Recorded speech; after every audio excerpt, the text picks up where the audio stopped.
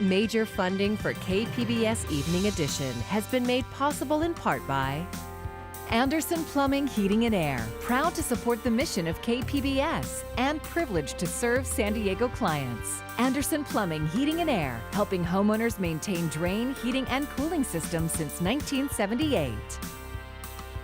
And by the Conrad Prebys Foundation, Darlene Marcos Shiley, and by the following.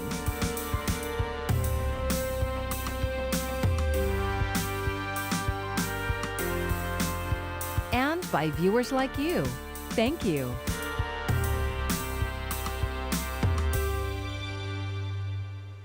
Good evening. It's Thursday, July 9th. Thank you for joining us. I'm Maya Trabulsi. Words of warning across the country when it comes to the wave of coronavirus cases spreading coast to coast. Also, new warnings close to home and a major change in the way emergencies will be handled, especially wildfires. We'll break those stories in a moment. First, let's get you up to date on the latest county COVID-19 cases. 560 new ones being reported, along with 9 deaths. Today, Governor Newsom not only urged safety precautions, but evacuation plans. KPBS reporter Shalina Chatlani explains. The number of wildfires across California this year is over 30% higher than the 5-year average. I'm not going to be sheepish. I won't be shy. The hots are getting hotter. The dries are getting drier. The wets are getting wetter. You may call that climate change. You may call that global warming. But one thing we know is our approach to dealing with wildfires has to change and adapt with a climate that is changing very, very dramatically. But Newsom says it's not just climate change that's requiring the state to adapt its wildfire plan. There's also the ongoing coronavirus pandemic that's requiring people to quarantine as much as they can to slow the spread. That brings up concerns if people have to be evacuated during a fire, said California Office of Emergency Services Director Mark Ghilarducci. If you're told to evacuate this year, we are doing some things a little differently. It may be that we don't put you in a congregate shelter situation. We may be putting you into hotels. In the event that there is an initial shelter where you need to go into what would be a traditional shelter, we are going to be doing some requirements. There will be temperature checks. There will be mandatory mask wearing. We will set up shelters that are separating, putting appropriate social distancing. As the governor mentioned, feeding will be different this year. It won't be buffet-style feeding. It will be individual meals. CAL FIRE officials say there are 3 advanced helicopters that are ready to drop water on fires, and their goal is to keep fires down to about 10 acres 95% of the time. Due to the pandemic, Newsom noted that emergency services personnel is much more limited than in previous years, so the state is looking for ways to augment them. In terms of COVID cases, Newsom says the state still has a lot of work to do in terms of flattening the curve. Both the 14-day positivity rate in the state of California and the 7-day positivity rate in the state of California are at 7.3%. 7.3% positivity rate, both 14 and 7-day average in the state of California. We have lost over a 7-day period. We've averaged 73 lives lost in the state of California, 73 a day. Newsom again urged the public to wear masks and be vigilant if any fires start to pop up. Shalina Chatlani, KPBS News. The rapid spread of the coronavirus around the country is testing the limits of healthcare facilities, and health experts say if states can't get a handle on the situation, they may need to shut down again. As Camila Bernal explains, it could be more complicated the second time around. More than 3 million confirmed COVID-19 cases in the U.S. alone, and some hospitals running out of ICU capacity.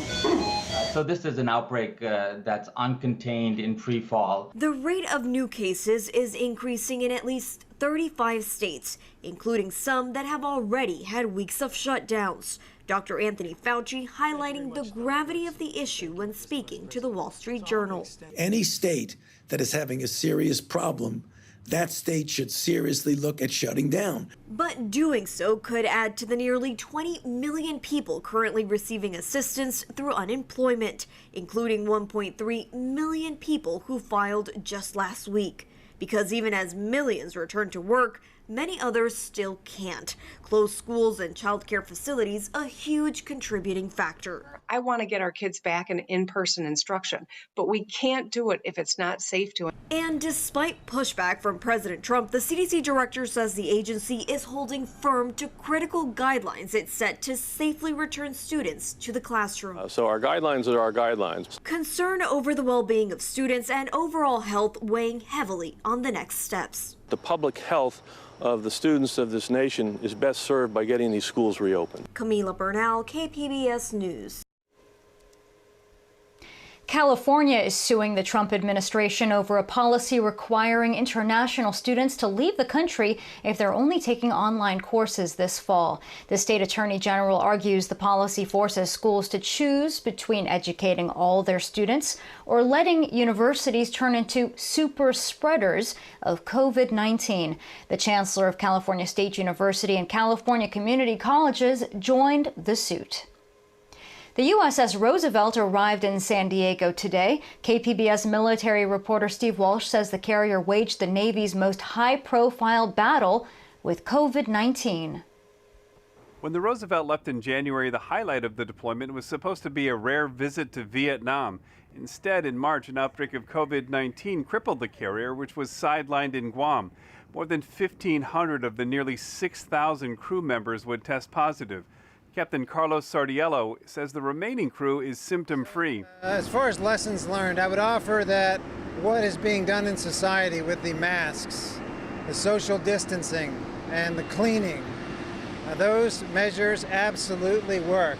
Sardiello replaced Captain Brett Crozier, who was fired by the acting Secretary of the Navy after a letter Crozier wrote critical of the Navy's response was leaked to the media.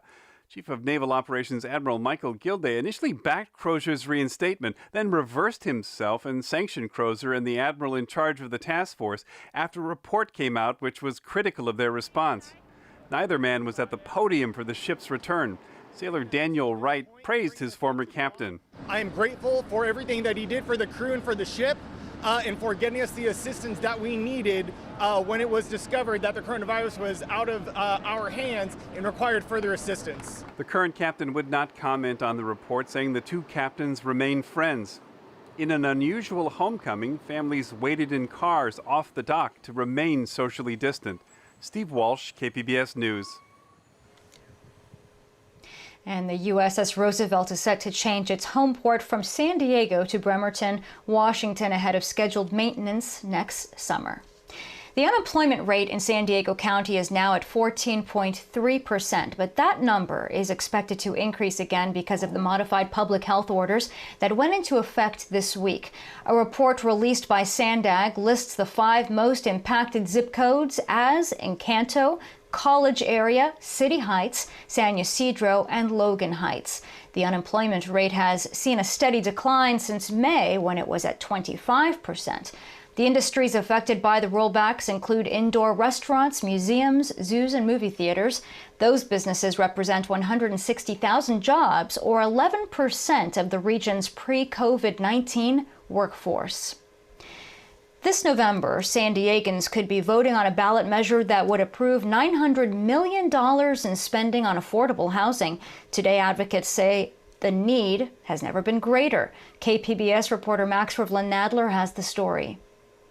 The ballot measure would approve a bond that would build roughly 7,500 new affordable housing units. 2,800 of those units would be for the formerly homeless, while the rest would be for veterans and senior citizens. City Council member Chris Ward has been spearheading the effort in City Council to get the bond on November's ballot. He said the pandemic has exposed the urgent need for the bond, despite the recent economic downturn. At a time when physical distancing and staying at home is required to ensure public health, hundreds of San Diegans experiencing homelessness remain unsheltered due to the high cost of living stemming from our ongoing housing deficit. New statistics released by the California Housing Partnership show that over 142,000 low-income households in San Diego County don't have access to affordable housing. The average homeowner in San Diego would pay $115 per year to fund the bond. City Council is set to vote on whether to include the measure on November's ballot this Tuesday. Max Rivlin-Nadler, KPBS News. Today, the Supreme Court handed down decisions in 2 cases over President Trump's financial records. The court blocked Congress from seeing the documents, but cleared the way for the New York District Attorney to get access. Whitney Wild breaks down the rulings and their impact. My finances are very clean. Throughout Donald Trump's presidency, he's prevented the public from seeing his tax returns and other financial information. Well, I'm not releasing the tax returns because, as you know, they're under audit. Congressional Democrats wanted the information to investigate any potential conflicts of interest. Specifically related to the president's Russia connection that he is hiding. But while the Supreme Court temporarily blocked Congress from gaining access, it paved the way for a New York prosecutor to see the president's finances. It is certainly unnerving for him, to say the least, that the grand jury in New York is going to get these documents. The New York prosecutor subpoenaed years' worth of tax returns to see if the president's hush money payment to Stormy Daniels after an alleged affair violated any campaign finance reform laws. The president's lawyers argued while Donald Trump is president, he is immune to criminal investigation. The court disagreed. In the majority 7-2 opinion, Chief Justice John Roberts writes, "No citizen, not even the president, is categorically above the common duty to produce evidence when called upon in a criminal proceeding." The Supreme Court, including the president's appointees, have declared that he is not above the law. Almost immediately, the president tweeted his frustration with the court, calling the decisions not fair to this presidency or administration. As the fight over finances continues in the lower courts, the president's tax documents will likely remain hidden until after the election. The public will not see his tax returns in 2020. That's a victory. At the White House, I'm Whitney Wild. It's back to prison for President Trump's former lawyer, Michael Cohen, after he violated the terms of his COVID-19 furlough. According to a Bureau of Prison spokesperson, Cohen refused to agree to the requirements of his home confinement. His attorney said he wanted to be able to engage with the media. Cohen is serving a 3-year term for lying to Congress and violating tax and campaign finance laws. They say they want to be respected and loved and hope President Trump hears them. That's the message today from a group of young people who helped paint the Black Lives Matter mural on 5th Avenue in front of Trump Tower. New York City Mayor Bill de Blasio announced earlier this month the Black Lives Matter mural would be painted in front of the Trump Tower, with some supporters protesting the decision, rather. President Donald Trump took to Twitter to say the mural would denigrate the, quote, "this luxury avenue." Beautiful beaches are part of why a lot of us love living here in San Diego. Access to beaches is so important, it's enshrined in the California Constitution. But in one La Jolla neighborhood, someone is trying to limit access by limiting places to park. KPBS reporter John Carroll says it's all about the color of the curb. Camino de Collado is a block-long street off of La Jolla Shores Drive with stunning views of the Pacific. There are nearby access points to the beach below, making it a popular place to park for surfers and beachgoers. But someone has tried to eliminate half of the parking spaces here by painting the entire curb on the north side red. It's really a pretty hateful act that says something to the effect that elite coastal homeowners have more of a right to access the beaches than the general public. Kristen Brenner is a surfer who volunteers with the Surfrider Foundation. She works on the issue of beach access. Not only is it just extremely irritating, it's a huge waste of city resources that they have to come out here and paint it back, and then all it takes is, one entitled person that feels like they have the right to do this and take away other people's access to the public beaches. The anti-parking painter isn't exactly what you'd call a Picasso. You don't have to look too closely to see drips and splatters all over the place. I was curious to see if anyone on Camino de Collado wanted to talk about their rogue red curb, but no takers. If these people are painting their curbs red, then that's clearly unlawful. And Jim Castle has been parking in this neighborhood and making his way down to the ocean to fish for more than 30 years. He says whoever did this should remember that these streets belong to all San Diegans. We all pay for the maintenance of the roads. We all pay for emergency services. So it should be equitable, and we should all have equal access to the streets for parking.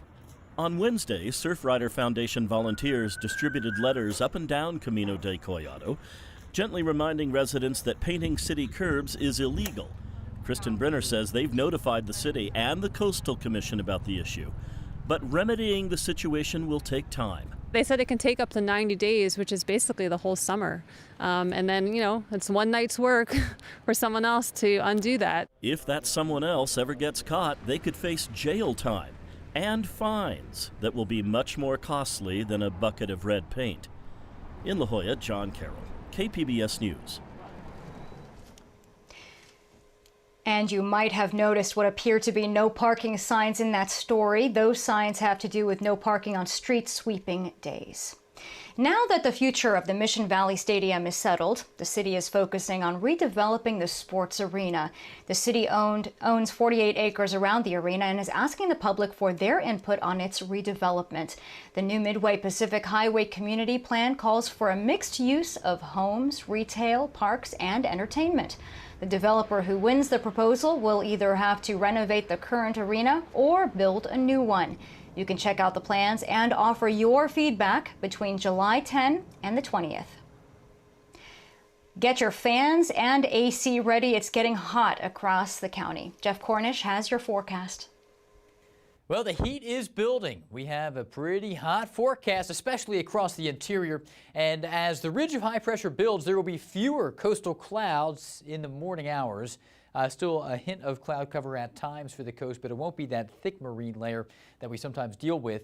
As we move forward in time, these excessive heat warnings are going to be with us for several days across the interior of Southern California.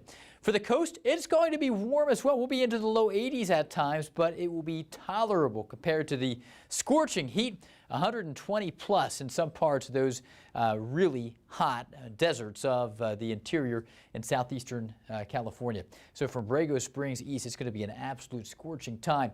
Tonight, we'll get down to 74 in Borrego Springs, 64 into El Cajon, 65 into San Diego, with very few clouds at the coast, at least by the time we get to 10, 11 a.m. But look at the heat. 110 tomorrow in Borrego Springs, but hotter than that farther east.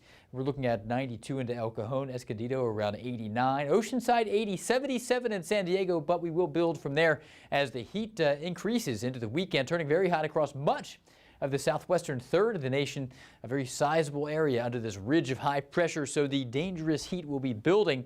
For the unprepared, it will be especially dangerous with many areas across the interior southwest, 110 or greater. But some areas like Death Valley, we expect to see 120 plus for the highs. Here's the coastal forecast. Friday, 80 degrees, 83 into Saturday, 84 Sunday. Pretty hot out there, or at least very warm for the coastal areas. Inland, we're looking at highs into the mid-90s come Sunday with a mostly sunny sky out there. Mountains, here's where we find a little relief, at least compared to the neighbors farther east in the lower elevations. But 85 is going to be a hot time in the highest elevations of Southern California Sunday. Here's where we get into trouble. For the deserts, 119 on Sunday, 117 on Monday. But again, there will be areas at 120 plus into places like Death Valley for the hottest of the hot. I'm meteorologist Jeff Cornish for KPBS News. A spike in coronavirus cases has forced 6 states to reverse course on reopening businesses. Those 6, Arizona, California, Colorado, Florida, Michigan, and Texas, make up 1/3 of the U.S. economy. As Vanessa Yurkovich reports, bartenders are being hit particularly hard. For over 2 weeks, Warren Kugic battled COVID-19, isolated in his apartment in Fort Worth, Texas. It was brutal. It was a constant beating on your body. He believes he got the virus when he went back to work mid-May, when bars in the state reopened nearly 2 months after being shut down. I really thought we should have waited a couple more weeks. You have to make that constant choice when you're in this type of business between your health and safety and working. Now, bars in Texas are closed again, and Kugic, who is symptom-free, is out of a job again. He was one of 2 million Texans who applied for unemployment from mid-March to mid-May. Weekly claims started to drop when bars and restaurants reopened. But now, like COVID-19 cases in the state, unemployment claims are on the rise again. I don't know if or when I'll be able to go back to work. I got about a month and a half, maybe 2 months before it gets super tight. It's also getting tight for bartender Randy Heitzman. She bought a brand new car in February and was just furloughed for a second time. Not what I would have done if I would have known I was going to go on unemployment and not have to work. The extra $600 a week in enhanced unemployment expires at the end of this month, leaving her financial future in jeopardy. If that $600 goes away, that is gone. That doesn't even cover my rent. That's $200 to $300 a week. That's not livable for anybody at all, let alone somebody that has bills that are for somebody that's used to making twice that in a day. Omar Yifoon reopened for just 4 days before closing Shoals Sound in service. I knew that the flood was coming. The risk of staying open as cases surge was too great, forcing him to lay off his employees for a second time. How do you turn around and ask for someone, here we go again, I swear we're gonna make it this time. It's really humbling. Americans out of work have nothing but time. For Heitzman, she's using it to watch how elected officials are responding to the health and unemployment crisis. We're sitting at home, so the only thing that we have to do is to watch you. So the decisions that you're making might not have repercussions for you right now, but they will in November, and they will the next time we vote after that. And that was Vanessa Yurkovich reporting. Despite Orange County's surging coronavirus cases, downtown Disney reopened as planned today. A line of cars stretched for blocks, hours before the shopping area next to Disneyland was open for business. Parking and guest capacity is limited under safety protocols. About 25 stores and outdoor restaurants are welcoming back guests with plexiglass partitions, contactless payment options, and socially distanced seating areas. Just some Disney magic, because during this whole pandemic, everyone's been very stressed and at home, and it's just nice to kind of be out and having fun. And Disneyland and California Adventure are indefinitely closed as Disneyland waits for word from California. Florida's Disney World reopened some parks to annual pass holders today and is welcoming general ticket holders back Saturday. With summer heating up, some Americans are eager to travel, but because of the pandemic, not as many as last year. Mandy Gaither breaks down the numbers from AAA.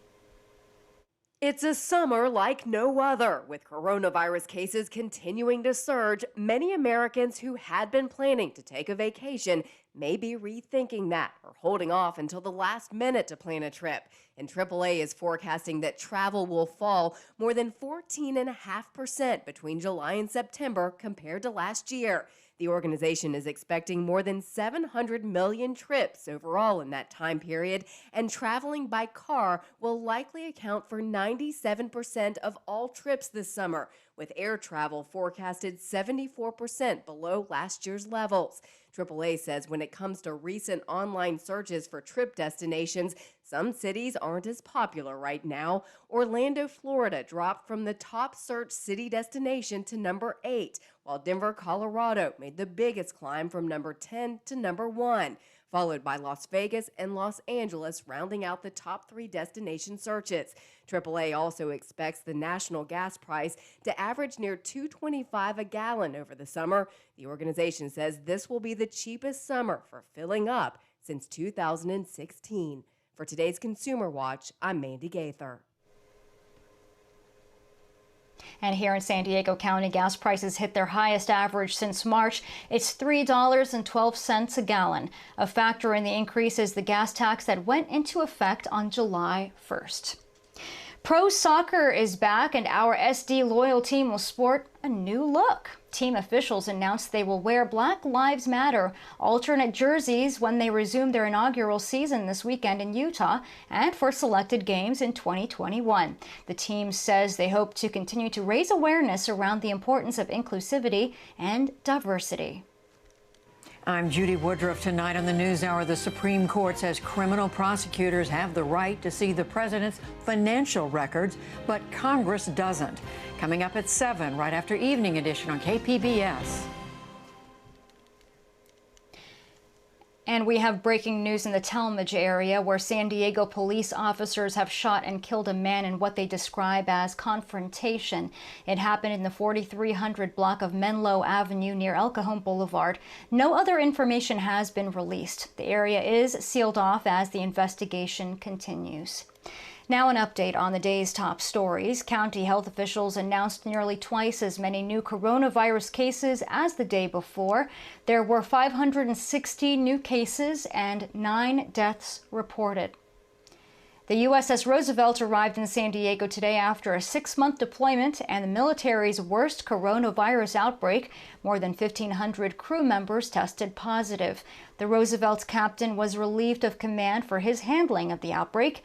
The carrier's new captain says the remaining crew is symptom-free. San Diegans could decide this November whether to spend $900 million on affordable housing. The ballot measure would approve a bond that would build roughly 7,500 units for the formerly homeless, veterans, and seniors. The average homeowner in San Diego would pay $115 per year to fund the bond. You can find tonight's stories on our website, kpbs.org/evening edition. Thank you for joining us. I'm Maya Trabulsi. Have a great evening. Major funding for KPBS Evening Edition has been made possible in part by Anderson Plumbing, Heating and Air, proud to support the mission of KPBS and privileged to serve San Diego clients. Anderson Plumbing, Heating and Air, helping homeowners maintain drain, heating, and cooling systems since 1978. And by the Conrad Prebys Foundation, Darlene Marcos Shiley, and by the following.